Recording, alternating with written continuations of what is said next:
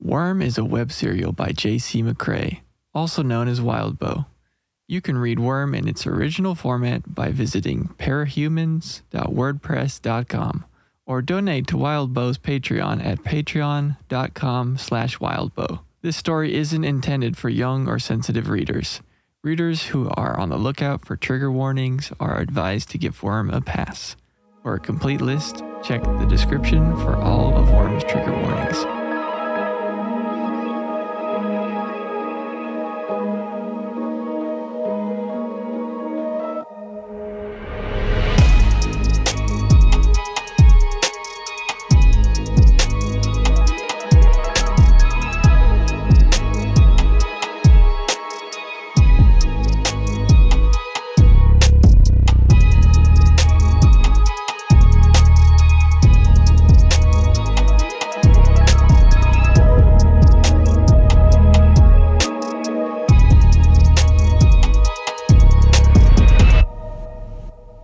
Take that, you worms. Welcome back to another episode of Dissecting Worm. I am half of your host, Jacob. Joining me as always, Allan. Other half. And I am the second one.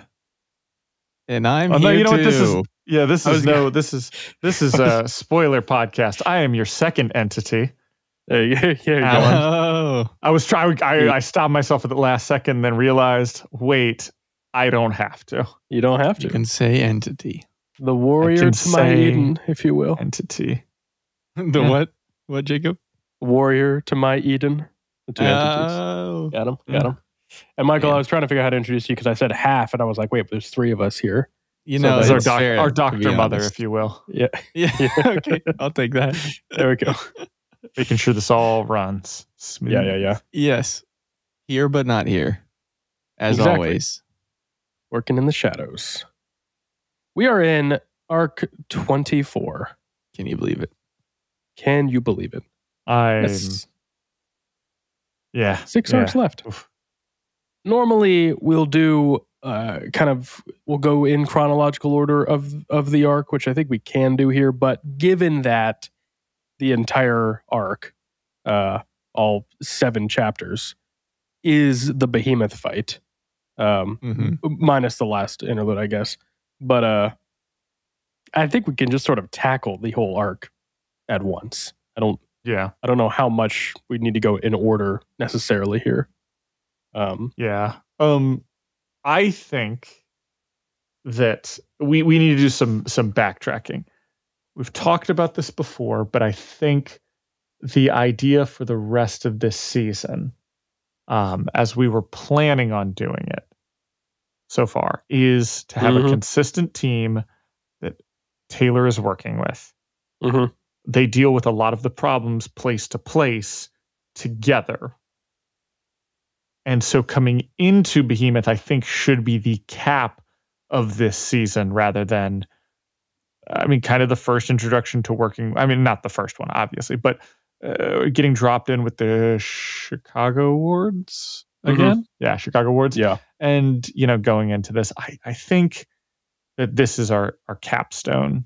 This is our finale, Season finale fight. Yeah. And I think we should be leading up to this. I think keep the characters consistent, but that is this is also the capstone, or the I keep saying that.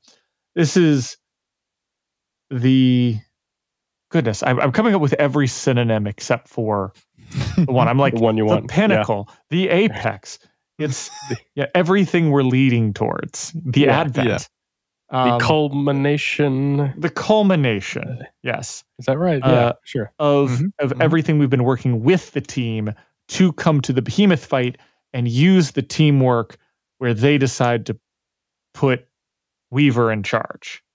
Mm-hmm. They knew this beforehand, but this is when she's been sidelined. She's been the one person, and they kind of realize, even though that she clearly outclasses everyone in terms of tactics, she should be in charge, and at least of the battlefield. And I think that's the moment here where Tecton is, consistently being the leader, because that's the position that Tecton's been put in. But when we finally get to the Behemoth fight, Behemoth is like, hey, this is you, and if they want to take issue with it, then that'll come back on my head, and I'm okay with that. Like, I think you're gonna, I think you're gonna get us through this alive, like more than I will. So like, if we get alive and they chew me out, like, oh well. Our girl gets to shine. Yeah. So I think this is this would be a good character lead up moment to have with the team. It also, yeah. So let's just go into that, assuming that is how we are getting dropped into the Behemoth fight, if you will. Yeah, I think I like that. I think it makes a lot of sense. I think one of the biggest issues that we've already kind of mentioned for this season is really trying to highlight a seasonal arc for Taylor specifically. Whereas a lot of the other seasons, the arc feels a bit more natural, especially like seasons 1 and 2, but even 3 to a degree, it feels sort of built in. There's a big moment in each of those seasons for Taylor, whether it's in season 1, it's her attacking Leviathan, right? Getting her hero moment. Season 2, you could pick probably a couple different things with the 9.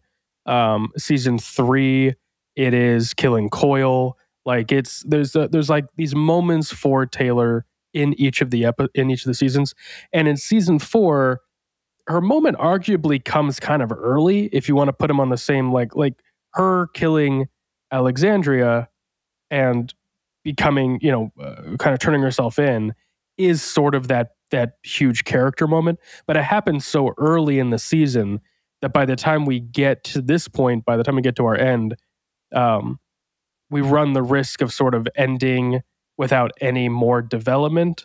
And I think that's something we want to try to avoid as best we can. My God, I forgot Alexandria died in this season. Yeah, right. Yeah, it's early on. It's pretty early on. It's going to happen. We haven't really cut the episodes together, and we could probably fluff it out a little bit, but it's still probably happening at like episode 3, or so. So like, yeah, there's a lot more in the season after that moment, and she's got to do something with that time. Yeah. Now I'm just thinking about where we started in the season and where we're at. The other hard thing too is that in this fight, one, we've fought Endbringers before, so Behemoth, although he's different and a different type of threat, isn't going to bring any of that sort of new threat to the audience, right? And in addition to that, once again, Taylor, is not the one that kills the Endbringers. Nobody is. Yeah. Thank you, Scion. Deus Ex Machina. But in opposition to the way Leviathan is handled, which is just this terrifying apocalyptic event, Taylor does still get a hero moment. She kind of has this big character moment. As written, that moment is not nearly as obvious with fighting Behemoth. Yeah. In fact, that moment is given to Chevalier, right? Yeah. Like Chevalier gets that moment and then Scion saves the day. So like it is a bit of a we'd probably have to restructure a few things there to either give Taylor another moment or redirect her moment to more like what you were saying, which I really liked. Making her moment more maybe leadership focused, right? Sort of taking control, tactically leading the team, that kind of thing. Maybe highlighting that a bit better can be kind of her moment in the fight. Yeah. Yeah. Yeah, I agree. Part of me thinking about just Behemoth itself would be, we talked about the size. The Behemoth is about 50 feet tall, and all I can think of is how tiny that is. I don't think we go full Godzilla, but I think we double the height. I think we're like, okay, so here's the thing. We've done a monster, if you will. 30 feet tall, we've got Leviathan. Leviathan's fast, but Leviathan can basically go hand-to-hand combat with people, as we've shown, which once again, reading that over is always a little bit weird. I'm like, I forget that it's not a a Godzilla character. It is like a giant, like a very large, person. Yeah. Vibe. And and same for Behemoth. Behemoth was in my mind, a Godzilla level character just waddling through a city. So when we take Leviathan, which is honestly going to be a pretty interesting fight in itself. We have the Simurgh, which is a school bus is 35 to 40 feet long. Yeah. There you go. Standard school bus up. Yep. Yeah. Once again, if you have a pine tree near you, that pine tree is probably between 70 to 90 feet tall. So think that Leviathan is half of that pine tree tall. Or not Leviathan, Behemoth is half that pine tree tall. And that is like wildly small in my mind. And yeah, it's only 10 more feet than a big school bus. 50 feet. Yeah. Right. There you go. So like if you're throwing a school bus at it, like granted, I know that's not going to do anything, but like still, you could block his way with a school bus. Yeah. Right. I think that this far in a show, we have Simurgh is an interesting fight, but short. Leviathan's an interesting fight. We've got Crawler, big fight. We've scaled up. We've scaled up in terms of our threat levels, like overall. We're working towards, Taylor's working towards big, more nationally, internationally minded endeavors of dealing with the Endbringers. I think we scale that up to show by bringing Behemoth to be a bigger creature. I think that having Behemoth in the background as they're running and they're essentially like, they're not outpacing it. It's just doing literally the slow crashing through the buildings, shooting the electricity. Like people can't get near it because of the radiation. Like you make its presence the danger more than you maybe make its, like Leviathan was dangerous because it was willfully like picking up people apart along with the environmental damage it brought. Yeah. Behemoth is just going to be a force, even more of a force of nature, just kind of wandering through. The same way you would have an earthquake or something. In fact, that's what I would say. You do this more like a Godzilla monster movie, or any of the disaster movies where all the plates are shifting and cars are falling in. Like I feel like that is going to be more appropriate to the destruction that we want to feel. Yeah. And I mean, it kind of is, right? I mean, his Behemoth's whole set is this sort of energy and earthquake manipulation, that kind of thing. So it's not outside the realm of plausibility that every time he takes a step, the ground shakes for miles, that kind of thing, right? It is tricky though, because while I agree that in my mind these creatures were much taller, the fact that they're not is interesting, right? Like that was a deliberate choice that Wildbow made to not make them kaijus, Yeah. And I think there's an interesting because like Godzilla is designed to feel unbeatable from the beginning. Like you see Godzilla rising out of the water, marching towards Tokyo, and you're going, it's an analogy for nuclear war. Like that's what he was. He was a nuclear bomb. It was just this unbeatable thing. And what I like about the Endbringers is that the heroes don't think they're unbeatable. The heroes just think that they haven't figured out how to beat them, right? Spoilers, right? We know that they're just these incredibly, incredibly dense pockets of matter that are only Scion can penetrate, right? But like the heroes don't know that, and I think having them on the smaller side helps to reinforce that like, oh, because it gives the audience the same thing, right? Like, oh man, they're not that big. If Alexandria just hits a little bit harder, if Eidolon just blasts a little bit more, maybe they'll do it. It sort of keeps things within that realm of oh, they could win, right? As opposed to just running for their lives. Feels like more of a winnable fight, even though it's not. So I do think just naturally, I think you're going to make them a little bit taller because, again, that's not that tall. Yeah.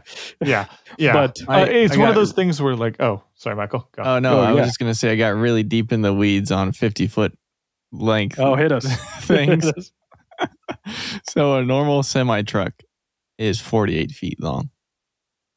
Just the ones that you see on the highway. So basically 50. So you're standing that thing generally, in most apartment buildings, a 5-story apartment building, it's about 10 feet per floor. Per floor, okay. Yeah. Generally. And then just for fun, a whale shark is usually around 50 feet long. Just a freaking big shark. That's a big shark. Damn. I know, I'm scared now.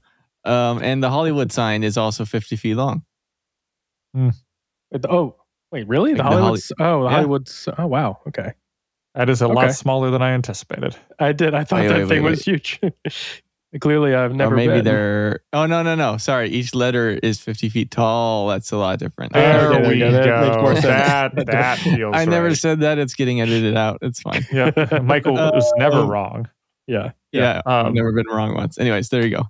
Yeah. I do think this is one of those things where if we showed a legit 50-foot creature, and obviously this is my preference to show a much, much bigger creature. And I'll get into that in a second. But I think this is one of those cases of, and I forget what the effect is called, but if you show something real that is not that like commonly believed to be that way, people will not believe it. It's it's similar. It might be the Tiffany dilemma. It is the Tiffany effect. The Tiffany dilemma. Something like that. Because I think about this with some special effects with like fire and water, where people have accurately portrayed it in the past, but like literally it was not even a VFX thing. They shot it and people were like, wow, that fire looks fake. And you're like, right. Well, I mean, we just filmed fire. Like, I don't know what to tell you.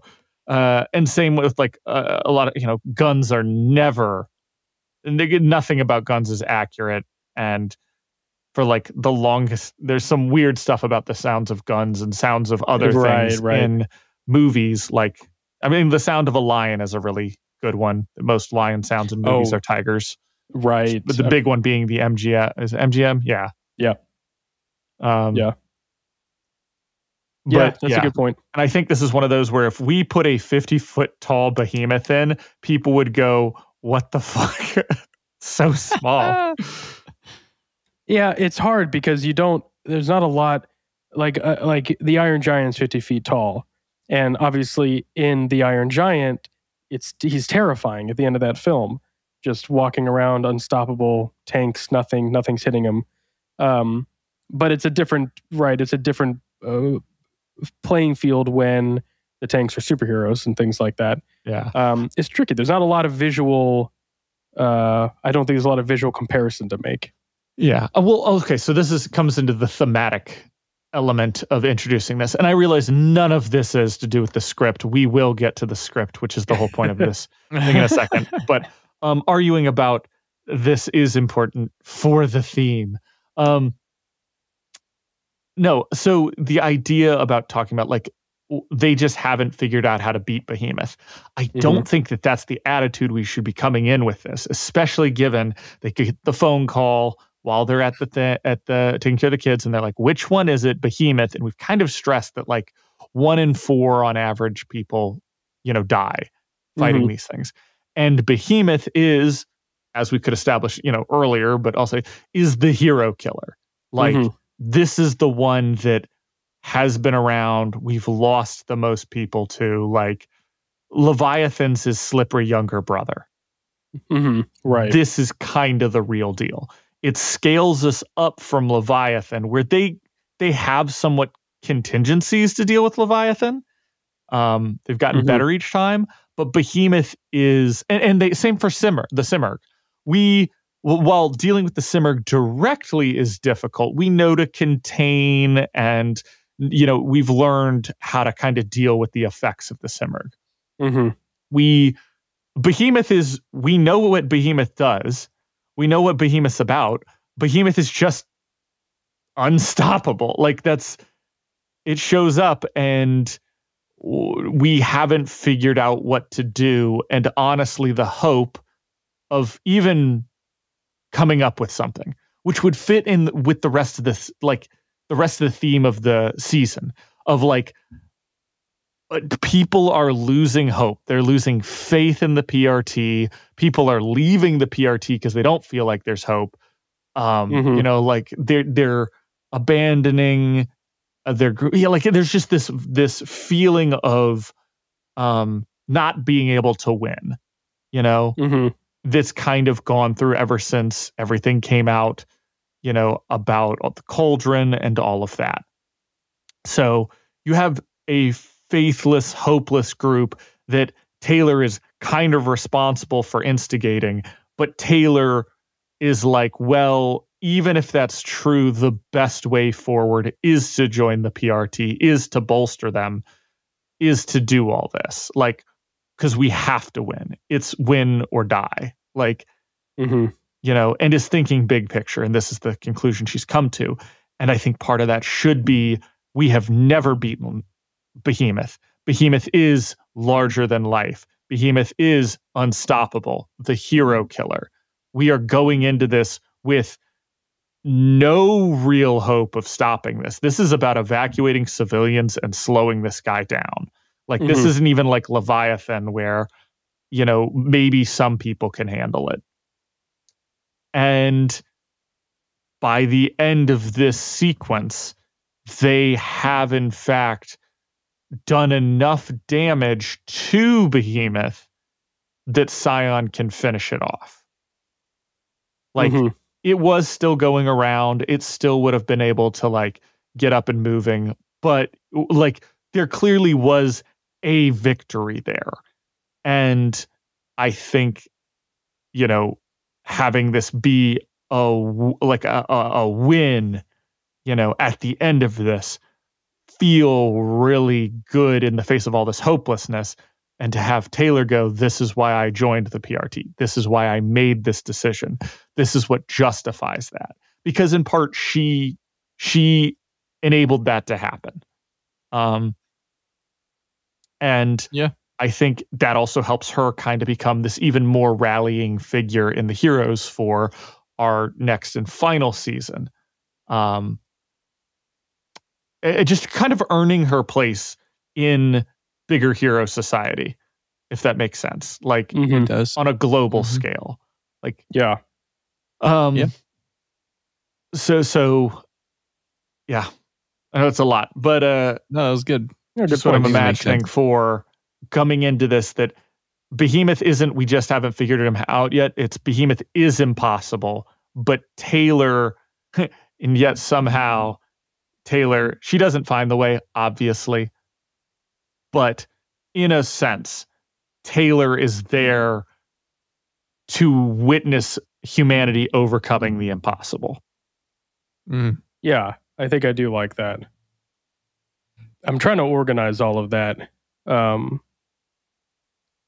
because that's a hard thing to show without just rote exposition into the scene, into the dialogue. And I think I really like that. I think I agree with that a lot. I think the tricky part is going to be, how do we convey that with enough time to get the audience invested in that moment? I think a couple ways. Number one, I think when we finally do see Behemoth, unlike Leviathan, unlike Simurgh, this one is way more, I mean, it's not bipedal. It's not, you know, humanoid in appearance. It is a lumbering Godzilla-looking motherfucker. So beefing it up, like I said, we go 100, 120 feet tall instead of 50. We make this, for all intents and purposes, we make this a kaiju. And you go, how do we overcome that? How do you beat something that monstrous? Like, this is, especially after having dealt with the previous two Endbringers, which have their own issues. This one is, dear God, like for the viewer at least, because like heroes have obviously dealt with this before, but the viewer, you see this, you see the scale, like what literally you get there with Taylor and the crew, and you guys go along with them. Well, what the hell are we supposed to do? You know?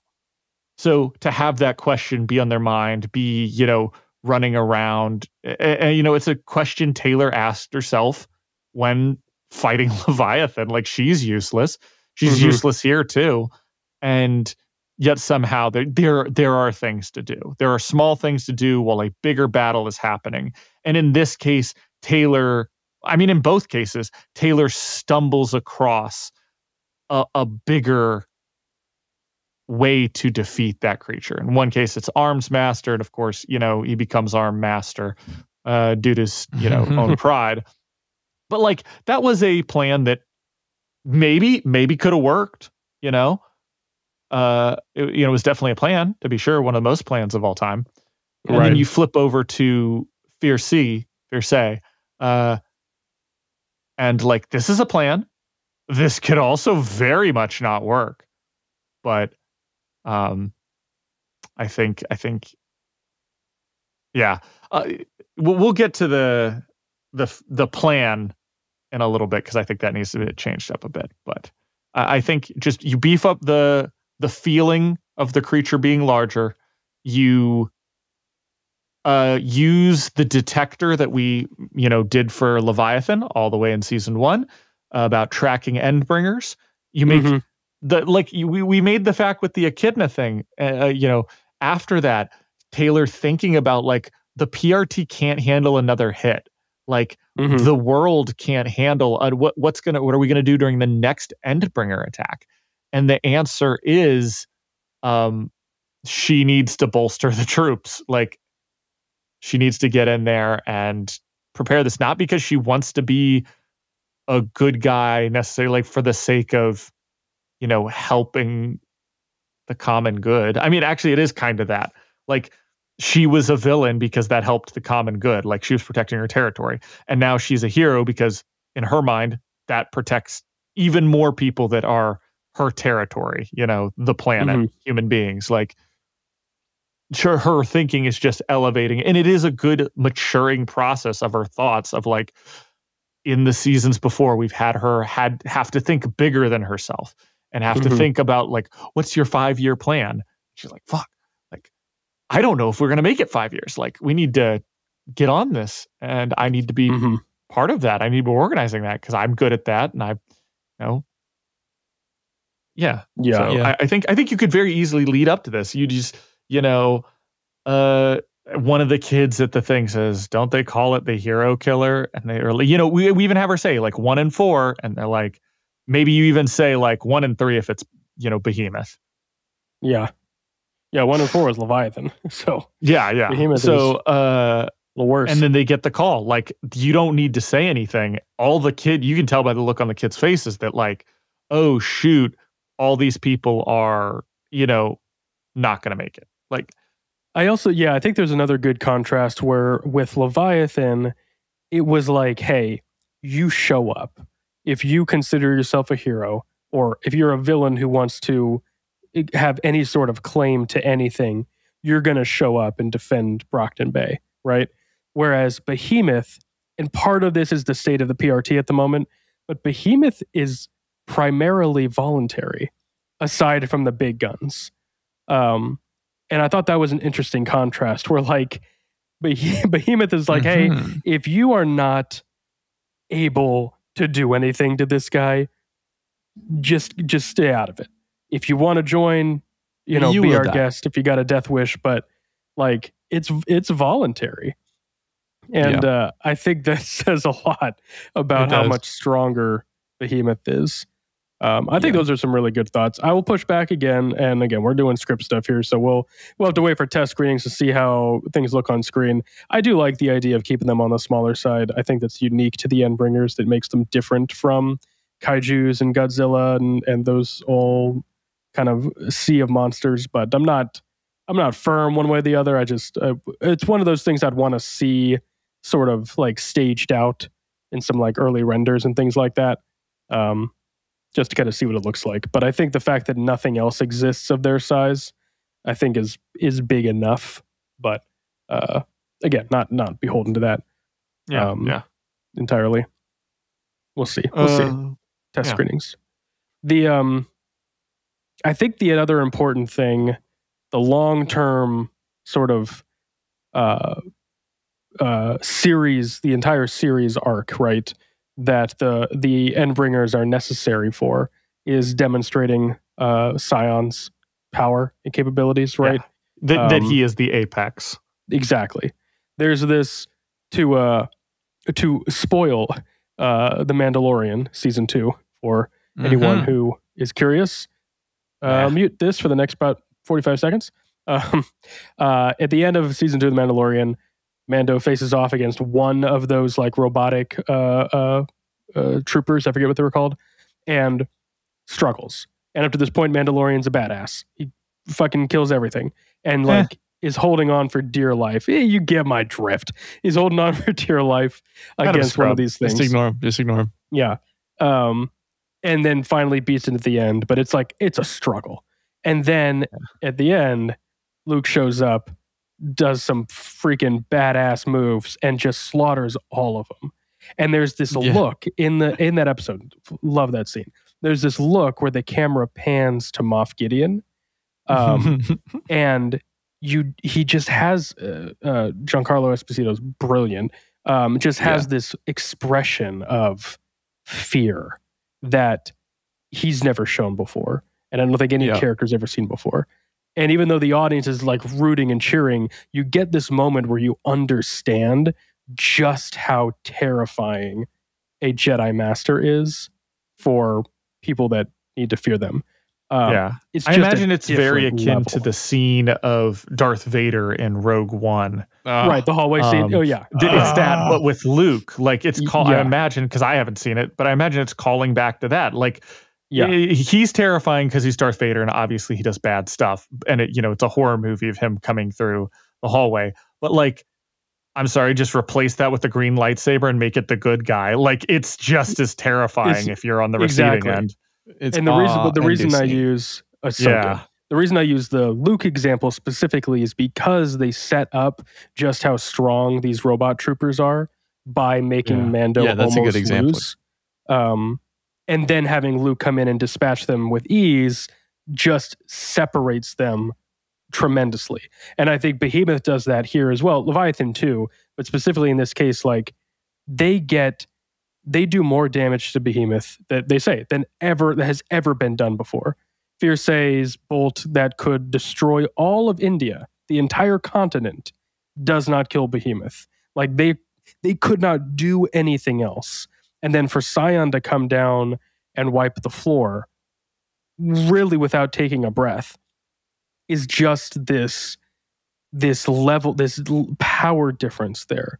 That's immense. And I think we need to have moments in this fight where our heroes, like Giancarlo Esposito, right, Moff Gideon, where they're in awe, they're thankful, but they're also just terrified. And we get that there's just this godlike terror that Scion emanates. That is ultimately, obviously, setting up for our grand finale. And I think we need to highlight that. Yeah, it makes me think about the scaling, how we essentially are leapfrogging a lot of the scaling, and it makes me think this through the whole season. So at the beginning, you have people like Armsmaster and Lung, and I don't think they're a great comparison because we are constantly hurdling them. Ultimately, we get to Leviathan, and they are outclassed. Like even Armsmaster, who gets close, and this is all approximate to Taylor. Like Taylor has beat Lung, and Lung, loses to Leviathan. Taylor has beat Armsmaster. Armsmaster gets close, but still loses to Leviathan, so that we understand. And Leviathan is not really phased. That Taylor, got close to losing with those guys. Taylor knows instantly that this is not a fight she's even going to come close to winning. So, that's your power scale. That Leviathan has hurdled Armsmaster along. We've set where we're at. But at the end, Scion and Legend and Eidolon or whoever shows up, and they're knocking him around. And at this point in time, Scion kind of makes it look like they're all three of them are beating up on him almost equally, is what it feels like. They're like blowing him and laser beaming him and extra laser beaming him. Like it feels like an almost equal effort with Scion leading the charge, if you will. So we don't get a standout feature from Scion. But then we have Legend hang around. It's perfect. We've seen Legend's power. We know that he can, in fact, knock Leviathan around. He's helped drive Leviathan back. So he's our new power ceiling, if you will. And then we have the Slaughterhouse 9 come in. And in retrospect, maybe them getting the better of Legend a little bit, not a terrible thing to show that, they get a little bit of the better of him. Because Bonesaw, honestly, having him go up against Siberian would be a really good to show our power level. Because Bonesaw obviously is a pretty high bar, and Crawler and Siberian, and then everybody else is kind of, honestly, in terms of the power ceiling, not even close. Yeah. So we now have, Bonesaw's run away, so we don't worry about her. Siberians, they're still in the hunt for Siberian, so we've got that. But we now have kind of reinforced that Legend is very strong by the end of this, maybe helping defeat all of that.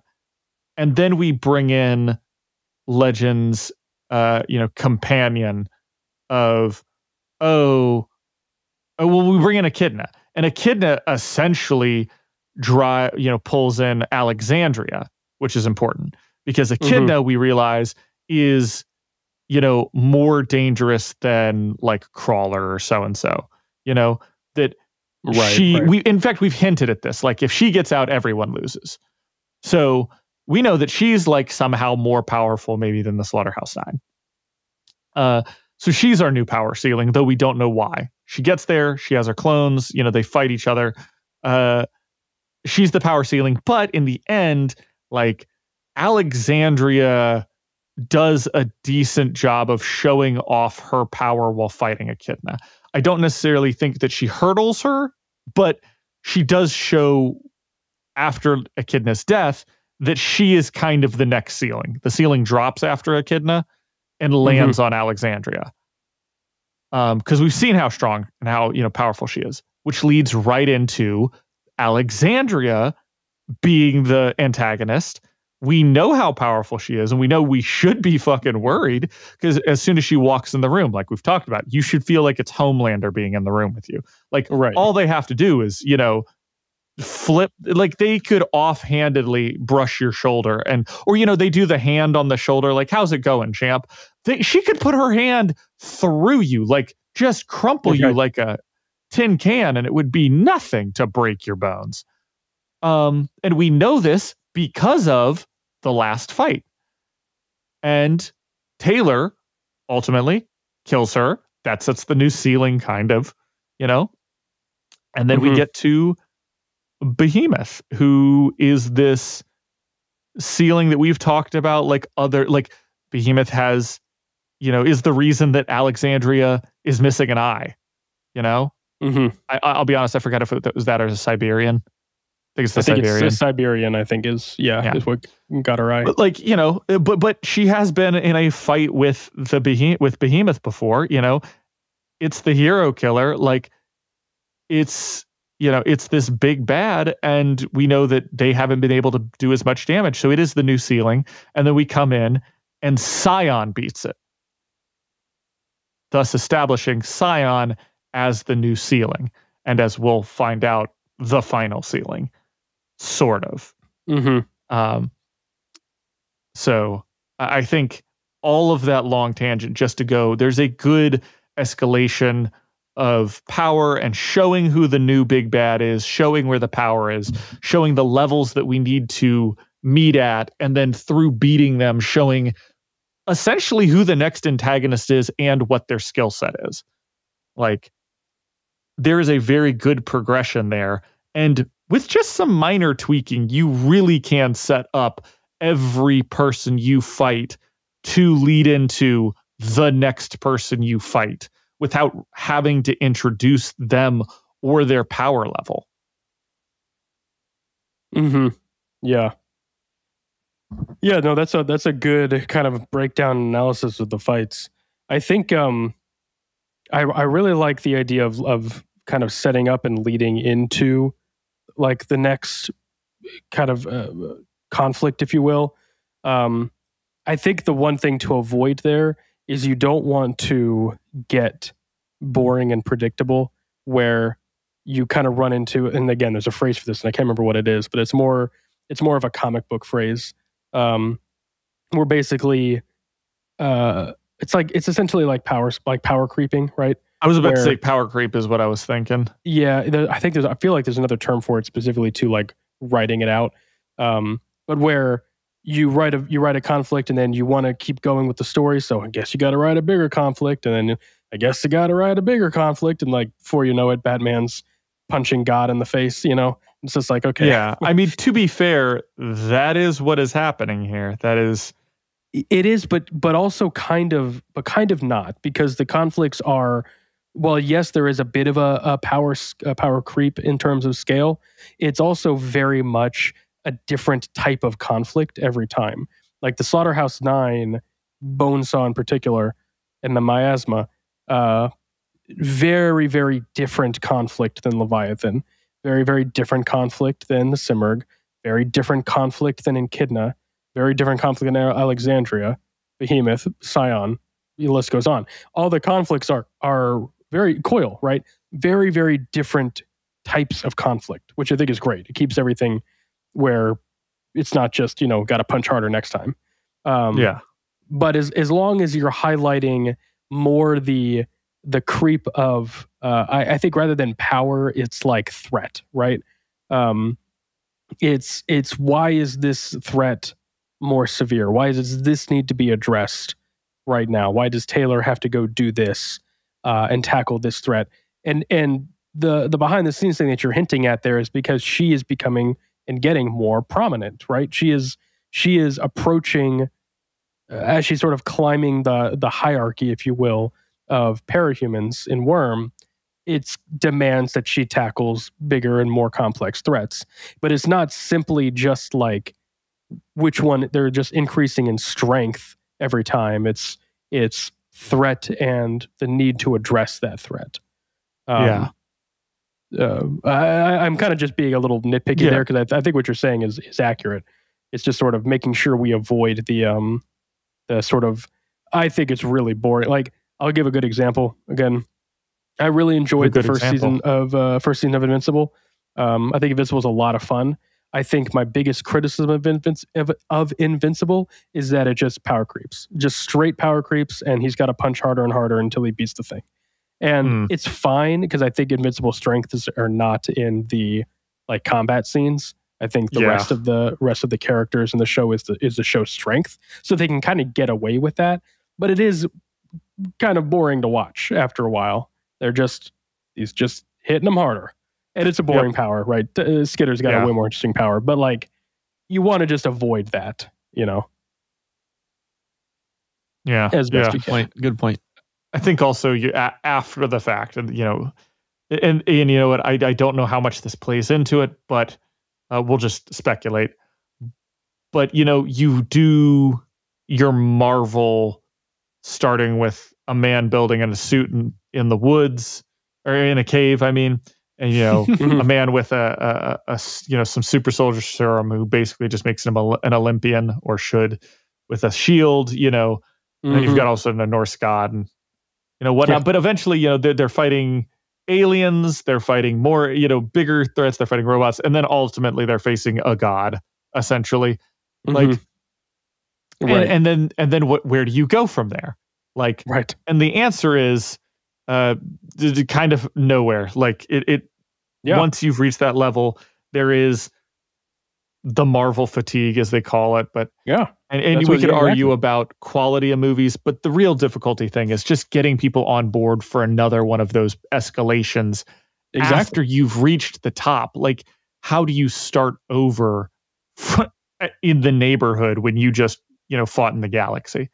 And absolutely. I do wonder, now that I think about it, if that was true, whether people realize it or not, for the sequel series, Ward. Mm-hmm. And I'm not going into any specifics here whatsoever, but the end of this, as we know, ends in essentially a galaxy-shattering event. How do you go back to the neighborhood watch and 100%.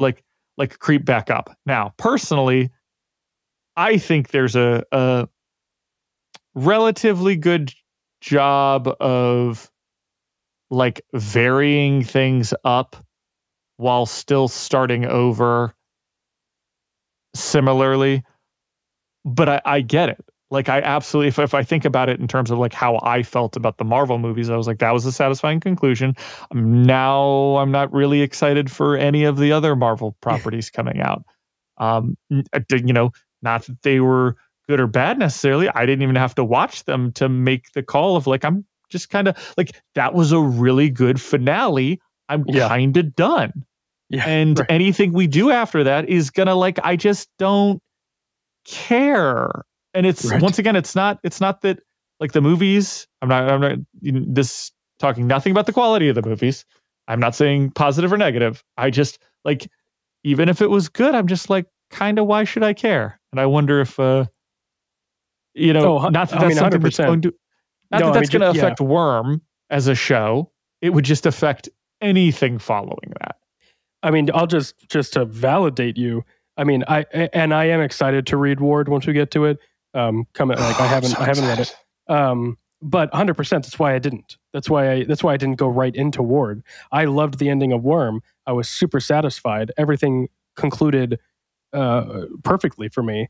The thought of now, and because I did start Ward, like I read the first couple chapters and I was fatigued. I was like, wait, the story was good. It doesn't need to continue. And now, that was years ago. I am excited to go back and read it at this point. But 100%, I think that is a very, very well-worded sort of observation there. MCU is a big one. I mean, imagine any other property that does that, right? Imagine 10 years after he wrote Lord of the Rings, Tolkien just put out a book like, and Aragorn fights off bandits in Gondor.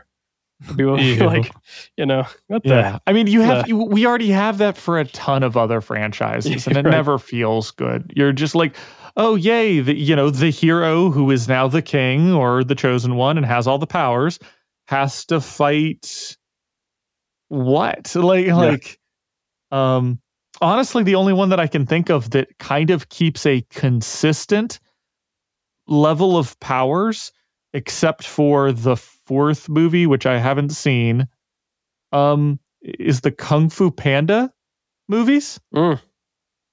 Like, that's funny. Good. Yeah, that's true. That's actually that's he kind of. I mean, he learns in the first one, but then it kind of stays the same power. I mean, the thing is, he learns something else in the second one and in the third one, all of which lead to being able to defeat the bad guy.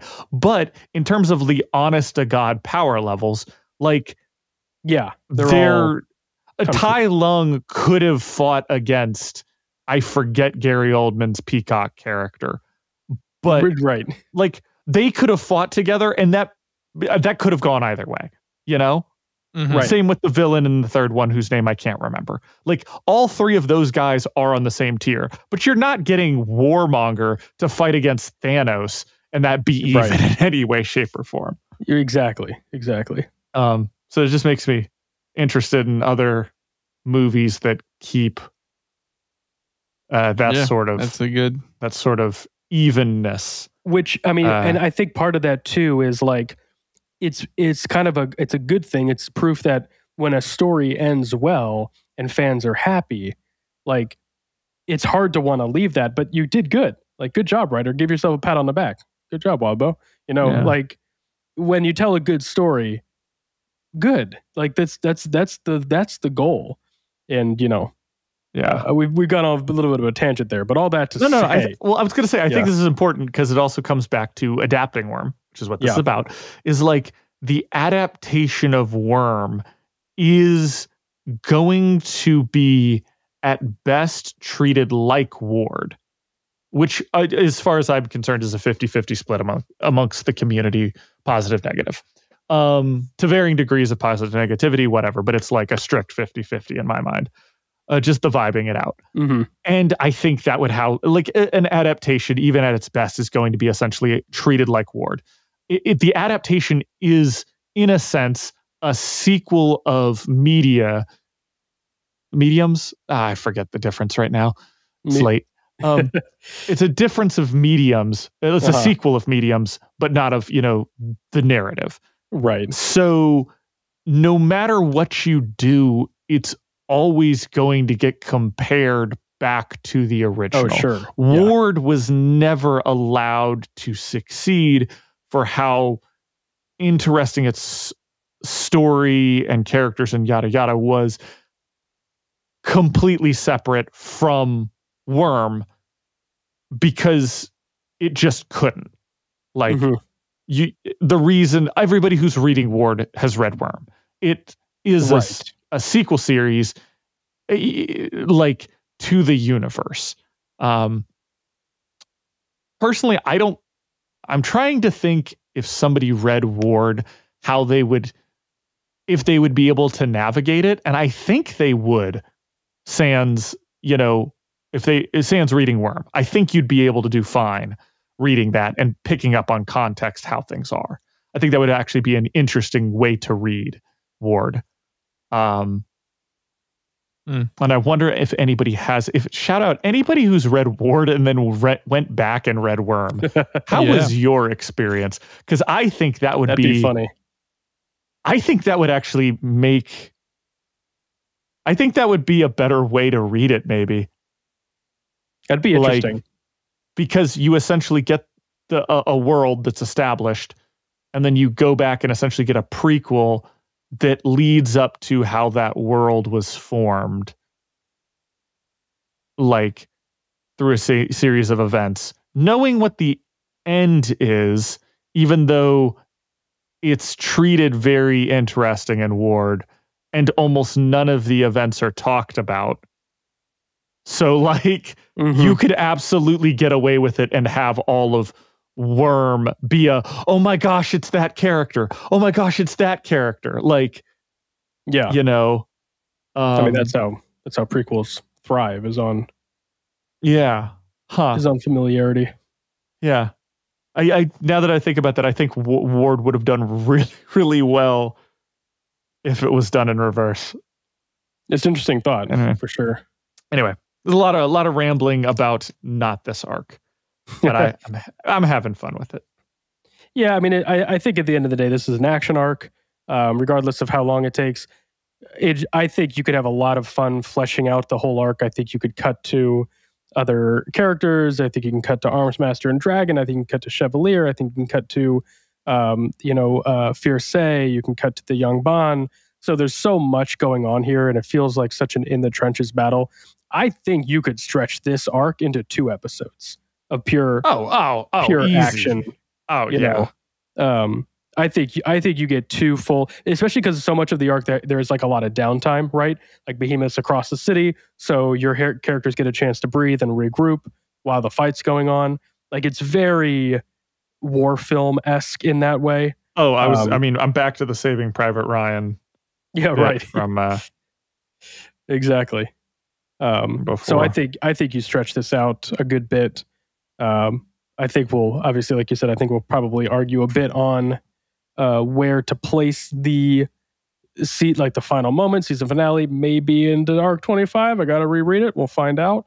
But this is definitely, I think, the climactic battle of the season for sure. Yeah. Not a lot to say on the arc itself, just because it's a fight, and that'll get fleshed out when we're talking with second unit directors and stunt coordinators and all those kind of things. Yeah. Writers don't have have a role in that. Yeah. So let's talk changes. Mm-hmm. Are there any changes that you would like to make to this arc? The only change, which I mean, it is a change, but how big? Who's to say? I do think you just flip the importance and order of the Chevalier and Taylor / Fierce fight, where you give Taylor the final hit before Scion arrives rather than Chevalier. So the way I was envisioning it, just to kind of spitball it, is everything's playing out the same way. But Taylor and Fierce need an extra moment. They're worried they're not going to be able to prep enough. Behemoth's coming, and Chevalier steps out to buy them some time.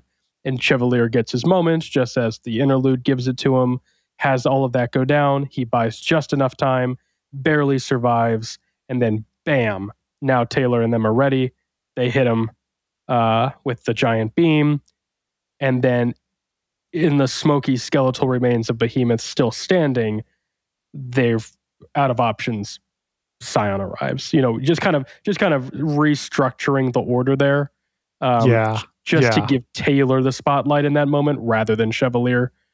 Which I think a little more satisfying. I like that. I think also at this point you call upon Golem again, and with Taylor, because we want to lead into this. But Taylor essentially coaching Golem. I think I don't want to make him weaker, but a little less sure of his powers, and having Taylor having to coach him more than other people, because maybe he triggered more recently too. Mm-hmm.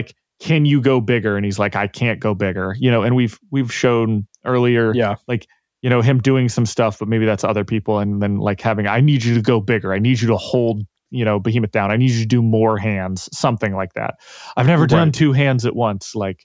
Yeah, right. And Taylor, literally doing the shoulder massage. Get in there, champ. You can do it. I believe in you. Gotta get in there and fight. Not doing phrasing anymore. Come on. Yeah, exactly. And so I think having her, do the whole coordination of the lightning rod thing essentially again, if we, have that be their constructive moment to show that they can work together, and then have them do some other thing where they are building this contraption to antlion pit / hold him there down so that the portal can happen, so we can blast him out. And of course they need all that time to build up to that, with Chevalier, assisting them. Right. But Taylor being the one to coordinate all that for the big thing, including her coordination. I think that we make the Fierce thing pretty easy, where he's just like, I got to blow this thing up. I'm going to do it. And she's like, I don't know if it's going to work. Like I said in the other podcast, I don't know if it's going to work, but if you're going to blow it up, and you're going to go for it, give me time to get everybody out of the fucking way. Give me time. He's like, I've got to, you could say something like this. I've got to shoot it horizontally, otherwise he'll dodge it. Is it going to take out everything in that line? Sure. She's like, whoa. What if I got you to shoot it up out of the ground below him? And he's like, nah, he moves too much. And you go, okay, well, what if we can hold him there? Right. And then he's like, I mean, I'd have to be putting my faith in you to do that. And she's like, I'm cashing in all my faith tokens. Give them to me. Yeah. Right. And that's the conversation there that we have. Yeah. Not the whole thing, but the end of that, where she's running out. She's like, just give me 15 minutes. Yeah. He's like, not a second more. Yeah. And we've got this countdown, the thing, and she's, get out of there. Hold him. Right. And then the lights opening up underneath, and then just the giant beam comes out. The sudden elation of we did it, and then the molten corpse starts crawling out of the antlion pit that they made. And they're like, oh shoot, Terminator style. And then of course Scion slowly descends, and everybody's feeling better, and then it rips its head off. Yeah. Yeah. Yeah, beautiful. One other, not change to this arc in particular, but something I think is worth mentioning. I think it'd be really good throughout the season up to this point that we give Regent a few more moments, just so that when we get to his death, it is a bit more impactful. Just give him a few lines here and there, give him a final moment with Taylor, little things like that just sort of seed a bit more spotlight, so that his death is a little bit, just stings a little bit more. Kind of small little stuff. I was going to say that we don't have them appear at the beginning, because they essentially start off this fight by going, let's follow the Undersiders and, keep it with them. I think we should just run into the Undersiders, because remember we said they're not supposed to be in contact with each other. So we just run into the Undersiders naturally on the battlefield. Yeah. And from there, it's oh, hey, somebody nudges them like, who's that? And it's like, that's our old team of villains, you dumbass. Like, oh, that's the Undersiders? Like, they look taller on TV. And that's where they meet up. They like, what are you doing? I'm trying to do this. Where's Tattletale? Yada, yada, yada. And then they go ahead, they team up for a little bit. We have Regent being like, man, like, you're such a goober when you left, yada, yada. All this heartfelt, goofy stuff with him and the other people that are there. And then, of course, to lose him closer to the end of the fight rather than the middle. Oh, yeah. Yeah, 100%. Well, okay. I mean, if this is a 2-episode thing, he dies at the end of the first episode. That's like where he'd be placed, I think. Kind of gives a bit of weight. If you're splitting the fight into 2 episodes, that's the kind of thing you would end the first episode with to sort of raise the stakes for the second episode, Yeah. I don't know. I question whether I want the Chicago wards with Taylor the whole time, or whether I want her to just split off with the 2 Tinkers to go deal with Fierce. Like, it feels a little bit odd to be with them and then dip out. I think maybe we just Tecton. Here's the easy one. Tecton not only has the ability to affect the ground and the plates and stuff like that, but also can, like, essentially is like a tensiometer. You can feel the tunnels beneath. So he's like, oh, fuck, like, yeah, there's a tunnel system here. Like, does the, like, puts his gauntlet in the ground, but not trying to shatter it, like sticks it in the ground. It's like, oh yeah, fuck, like, using my seismic reader, there are fucking tunnels everywhere. And like, okay, well, he's facing that way. And then, he's, hitting, he's like, oh yeah, there's a, tunnel, it comes up to the surface here. And, oh, there's the wall. And then instead of the dust guy doing it, Tecton just punches it. Like, I feel like you could use our powered people to locate Fierce and ultimately have them deal with, like, the teleporter holds them hostage and Taylor has to talk them down rather than the teleporter killing the one dude and, like, teleporting the other dude away. They still get to fight Contessa, on the way. I just think we as much as I love those 2 characters, I think we just nix them in favor of, and if we need to add one of them to help them, then we just add them to the team. Like, oh, I've got a reader, the Dust Tanker. I've got a reader that can point us that direction. So, just take it and go. Yeah. But that way we keep the group consistent. We keep, almost everything else can interact pretty much the same way. And then we have maybe that adventure be finding, doing all the things to find out that, like, Leviathan kills Regent and is heading somewhere. Is the end of the first episode. Second episode is them hunting down what Fierce is doing. And then, tying up Behemoth to destroy him. Yeah. So. I like it. No, I think that works. Yeah. Things I would get rid of. Get rid of the Chevalier backstory. Yeah, we don't really need the backstory too much. Obviously, he needs to be in the episodes. But yeah. I like it. This maybe shouldn't be the time for exposition, even if it's a cold open. I think it's not really a place for it here. I don't think it fits at all.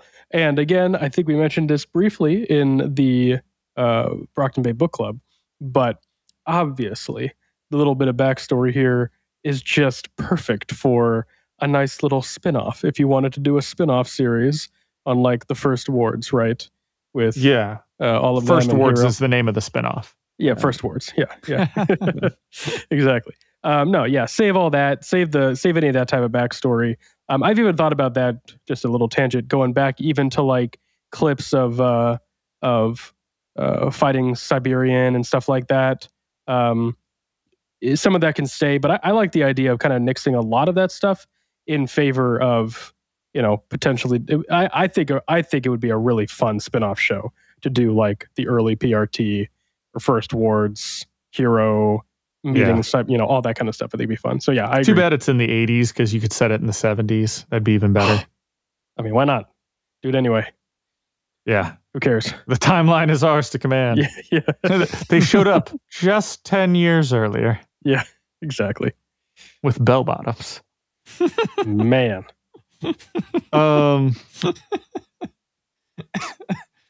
Yeah. As always, I forget if this is in this one or the last one, we have a strict fuck Cody policy. So he doesn't even get mentioned. His ass gets canned. I'm glad you brought that up, because Cody's come up a couple times on some Reddit comments. So yeah, just to kind of quickly highlight again, we're pretty much in agreement here, but I understand the pushback. So just to push back against the pushback, the issue is not so much in reading this, even though I do think Cody's involvement is still a little jarring, even reading it. The issue is that visually, audiences have concluded the Traveler's arc, and Cody hasn't been a part of that arc, except for the flashback. So to then now jump, mind you, a season later, at the end of the next season, to have him show up just to off a minor character and do nothing else is so out of place. Even if we wanted to up his involvement to maybe being more of a threat or offing a major character or something like that, it's very out of place. It's just going to throw audiences for a huge loop, unless you were doing an entire like C plot this season of Cody with the Yangban, which I don't think anybody really wants that. So no. If I'm wrong, let me know in the comments. I mean, does everybody want an arc with Cody and the Yangban? It just doesn't fit. Like, man, I like his power. I think he's cool. I think he's a little interesting character, but it's just, he just doesn't fit in. Sorry, Cody. Sorry to the Cody fans. Yeah, I think most of the interludes just need to go here. The afterwards, a lot of the interludes, I think, here also get kicked. They're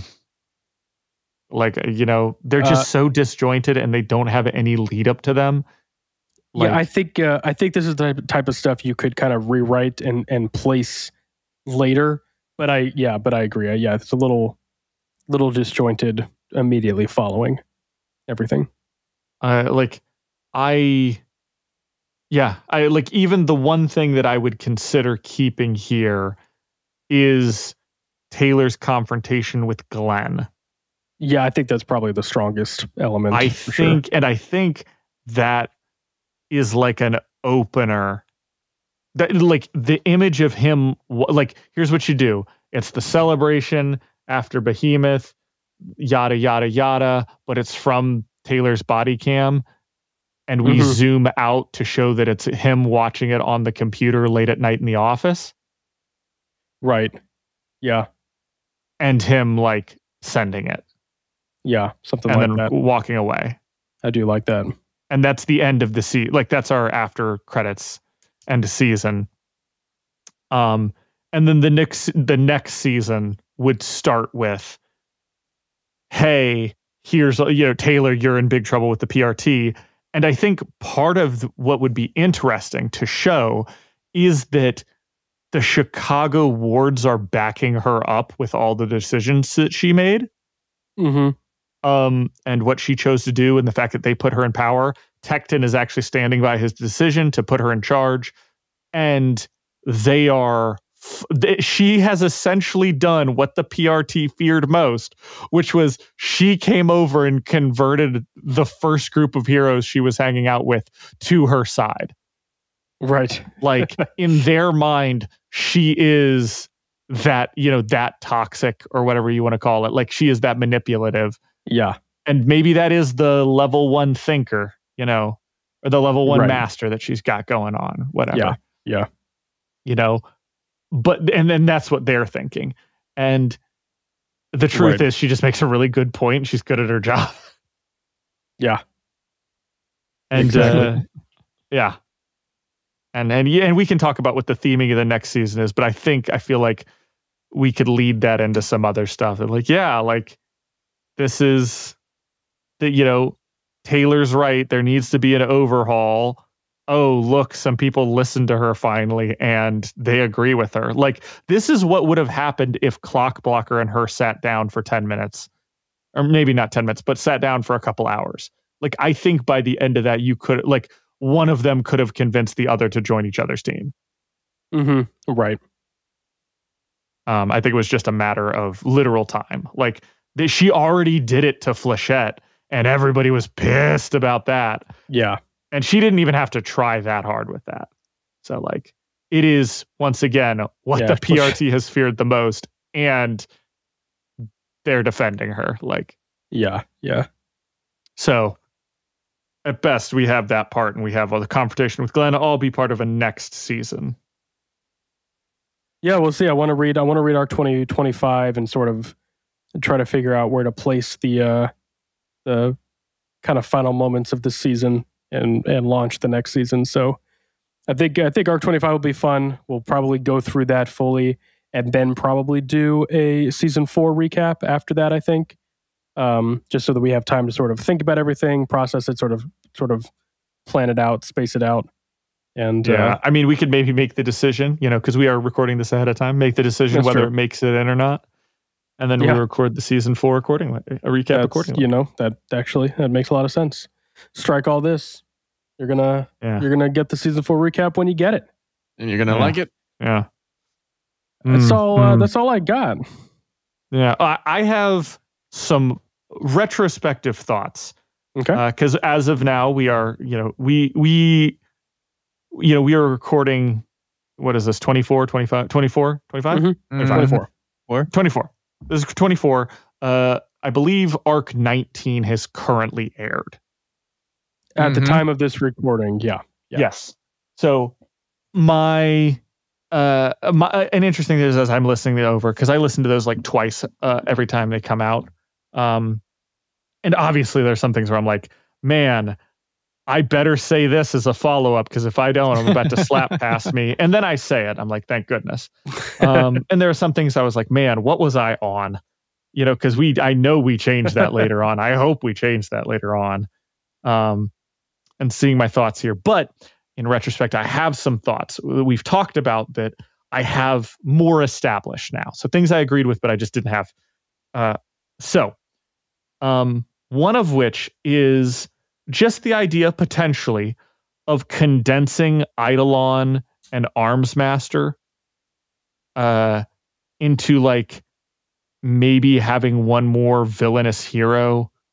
Some sort of either we condense them all into one person so that Armsmaster is a more consistent, like I said, we call him Armsmaster or we do it Eidolon. We literally merge the characters together with a lot of the same, I still think the dragon plotline's good, but we maybe make that more of a consistent arc that is present through the whole thing it is a genuine struggle that we witness, rather than like all of a sudden he's being called a bad guy and all of a sudden he's repentant because him and Dragon hang out a lot. Like, as much as there is an arc for him, I don't feel like we see the work that leads to that, if that makes sense. Yeah, we've had some good comments recently. I think like last week. Is it Sleepy Stapler? Because I saw that. I was like, Sleepy Stapler. Yeah, Sleepy Stapler gives good stuff, and I want to take the time to read it. I skimmed over it, and I'm like, I need to dedicate thought to this, and then come back and think about it again before I respond. That is always, which, the best way to get our attention with those for sure is to join our Patreon and to chat in our Discord channel with us, because there you can directly call us out with our own voices on our soundboard and other things. Chat with us live. Yeah, chat. You can, live chat and tell us what we did wrong and brainstorm with us. On that note, not to kind of just cut you off, but I do want to I think it would behoove us, once we're done with the full series, to go back over a couple episodes and do some sort of like revisiting ideas. There's been a lot of really good comments, ideas that we didn't really think about or overlooked. Things like you said, we're just even kind of listening it to ourselves. Again, this is unscripted, first thoughts, like day one storyboard session ideas that we're throwing out here. So we're going to have we've talked about like, oh, well, that was kind of a bad idea. Let's revisit that. So there's gonna be lots of moments like that. I definitely think what I'm saying is save some of your good thoughts that you have right now for those episodes, because I really want to go back and highlight things that we want to re kind of go over. Yeah. Well, I gotta get this out now. I've got two more. Okay. I've got two more. Go for it. All right. So the other one is that we fix once again, speaking with villainous heroes, we gotta fix Legend or Murden or whatnot. So there's one. I think, Arms Masters or Villainous Hero Season 1, Season 2, Slaughterhouse 9. We have Legend or whoever. We'll just say Legend for now. We condense, of course. Legend is Weld's mentor. He was the head of the Chicago wards, or not the Chicago Boston. PRT. Boston boy. You know what? Sure. Weld has a Boston accent. I will never forgive him for that. He's a monster, not because he's made of metal, but because of that accent. So we condense that. So like this is, and here's why I think, this needs to be like, Legend needs to be Weld's mentor / hero or somebody, because he's accepted him for being a monster. Legend is also super guilty of kind of the reason he's a monster and feels that. Like, so this is partly like he's taking Weld under his wing because he's genuinely a good kid that's good at his job, and he wants to nurture that, but also because he feels bad because he's the reason that he's like this. Yeah. I like so that. There's this weird, I love the dynamic that would play between them. On top of this, Legend would be a great candidate because of his personality and how guilty he feels like about this. We go into the Echidna fight where everything comes out. He essentially has to face Weld and say, oh, we did this for the right thing, and he's like, you knew this the whole time, yada, yada. He gets outed, disappoints Weld. But then I think that Legend should die fighting Echidna. What? Nope. Sorry. I'm going to stop you right there. I cannot abide. Follow up. After the Echidna fight, what does Legend do? Legend has my literal favorite moment in the entire series. Thank you very much. Which is fighting. It's whichever one. It's Bohu or Tohu or no. Oh, it's Kansu. Forget which one it is. Who has the time bubbles? Legend gets frozen in the time bubble, and flies so fast in his energy state that he survives the time bubble, which they estimate was him essentially living for like millions of years through the time bubble. in his energy state, and then popping out of it because he survived long enough. That is the coolest feat in the entire series, in my opinion. It's badass because they all think he's dead. Pretty sick. Because from the outside, because I forget, but they see him moving towards the edge. They see him moving, and they see the light of him lighting up, and they see him just basically rapidly moving, like as if because they do talk about how he's like he thinks that he may be equipped for space travel. That's like his power. That's what they think. Because he is the fastest. Correct me if I'm wrong, but Legend is the fastest moving cape that we know of. That we know of. Yeah. Like because he doesn't have a, for lack of better term, a terminal velocity. Yeah. Like he doesn't have a top speed. He gets faster and faster and faster, but most of the time, like it's like a train. Like it takes time to warm up, and by the time you reach a certain speed, you're already where you need to on Earth. So like, why bother? He hints to it in his interlude, I think, where he basically theorizes. He's like, I bet I was designed for. He's not designed, but because he doesn't know what he is. But he's like, I bet I could just travel the galaxy, because he can tell that the faster he goes, the more he slips into that sort of subconscious energy state. Yeah, where like you said, subconscious. So he can he's not even conscious. Like you said, you're not even conscious for the whole millions of years. He's just exactly. Oh, and I'm out. Yeah. But everyone's like, oh no, they got Legend. Oh, he's dead. And then he's like, oh, it's just such a great moment. So very cool. Plot wise, I still really enjoy my idea. So I enjoy your idea. It's wrong, but I do enjoy it. I get it. Like I said, there's other characters that we could do this with. You could do this with Murden and just make, Legend, the other character. I mean, yeah, I think that would be a good moment where once again we have consequences for actions, and Legend is Legend is, in my mind, a little bit of, unless we're going to keep him around, because once again, we keep Alexandria around, and I think there would be a good villainous torch handing, if that makes sense.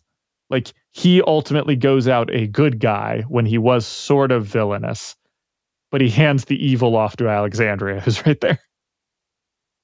I mean, don't get me wrong. I do love kind of playing around with those ideas, because I think it's a lot of fun to kind of think about, thematically what you're going for. I'm against killing characters out of turn, if you'd say, when you're adapting works when they're not needed. Simply for the this is a Jacob reasoning. I'm just really against killing characters. I think death is a really poor that's what I'm thinking of, like character moment outside of when that death is directly related to the arc or growth of another character. So Ned Stark, season 1 Game of Thrones, that character death essentially launches the plot of the show, right? Oh, 100%. Very important, right? You need that death.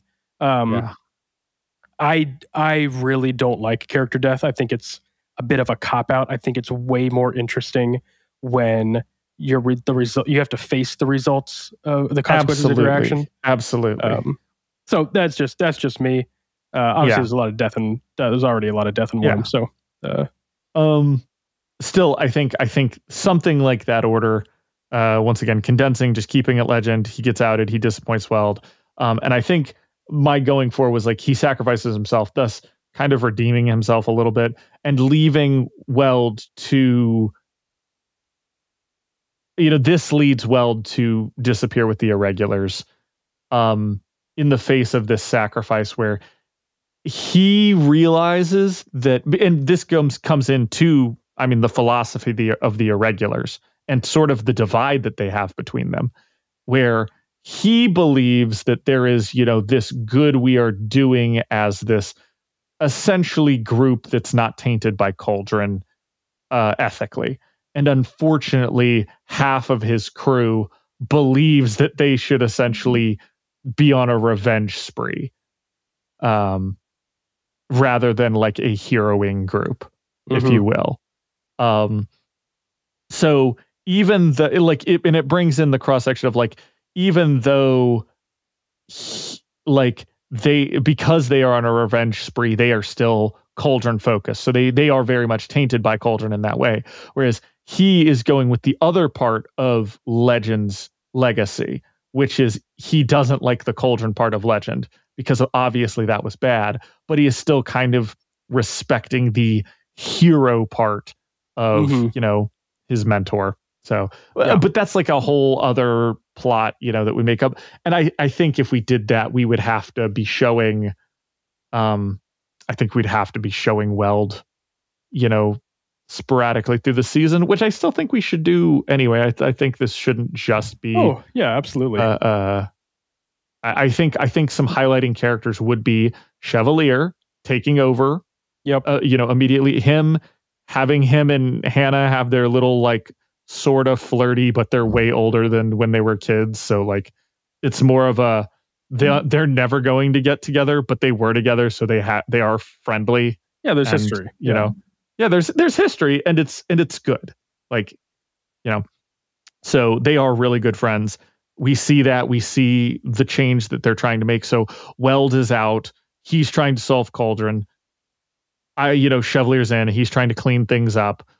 Taylor's switching over. And all of that. So, and then what is Lisa doing? I think Lisa is the important character we kind of focus on back at Undersider's HQ. Yeah, in Brockton Bay. Yeah, absolutely. How is Lisa dealing with the goobers? We kind of have her as our POV character for that. So there's a couple spots we could jump around between. Yeah, definitely.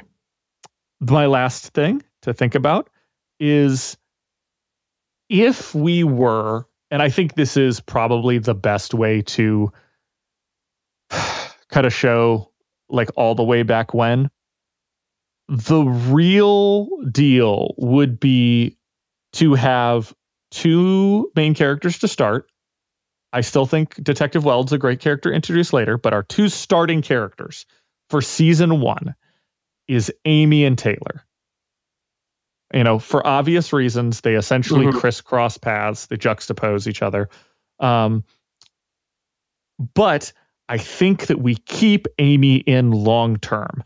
I still think we have her hunted and somewhat tortured by the Slaughterhouse 9. Jack essentially gets his claws into her, his figurative claws into her. All the others are trying to literally torture her and chase her down, but Jax is like, I just want to have a conversation with you. Of course, Amy's too much of a bitch to run away, so she just kind of sits there nervously and listens. And that kind of sets the seed in her mind. I think that you could delay Victoria's, like after Jack plants the seeds in her head, Victoria doesn't get acided slimed in the crawler fight. You have her get acid slimed or something radiated or something like that in the Echidna fight. It's a perfect time to do it. You can literally do the same thing. And at the end of the Echidna fight, there's all this biomass hanging around. We can't find Amy or Vic. We assume they died or something. And, that's when season 4, the beginning of this season, is Taylor trying to become a hero and Amy making the choice to become a terrible, terrible villain. And so, halfway through the season, Amy's going to the birdcage and Taylor's also going to prison. Right. So you really could parallel these for a whole season longer. Yeah. 2 seasons almost longer. And then we do all the birdcage scenes, now. Now you can have all the conversations in the birdcage.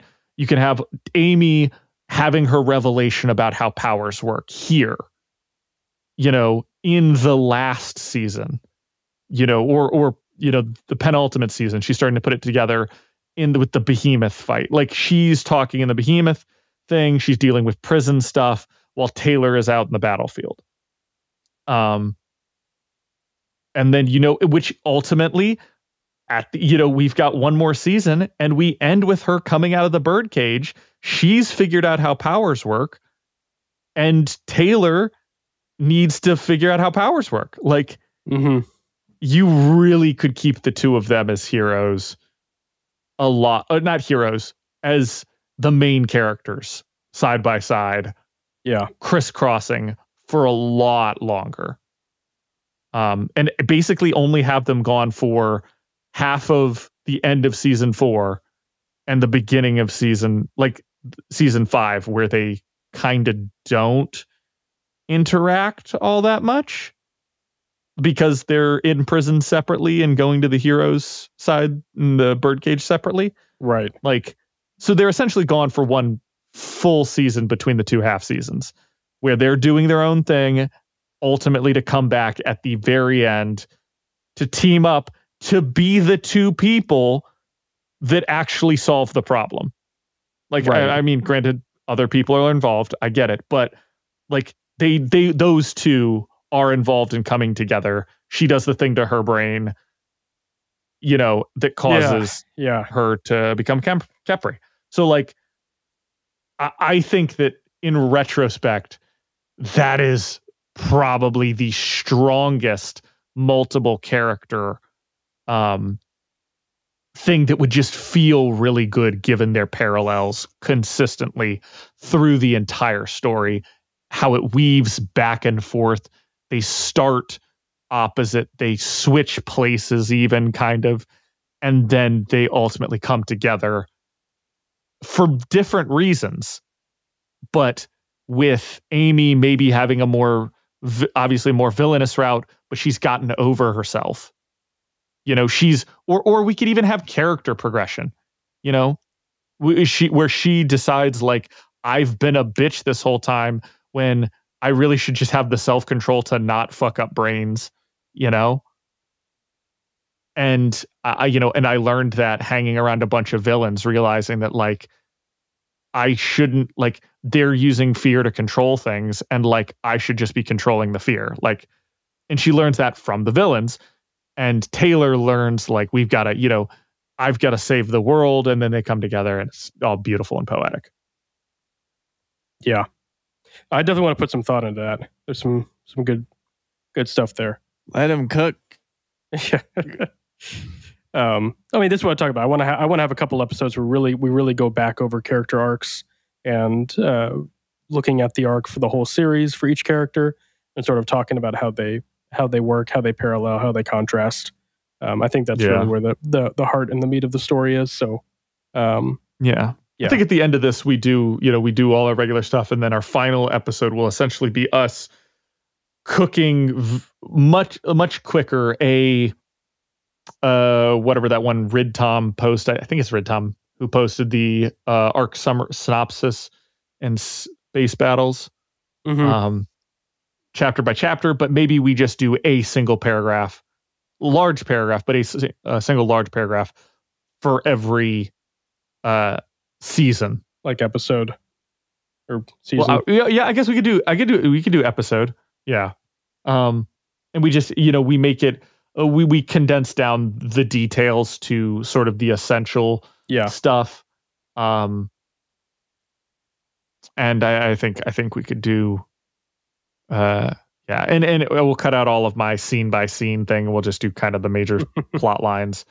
And we'll do that for all 5 seasons.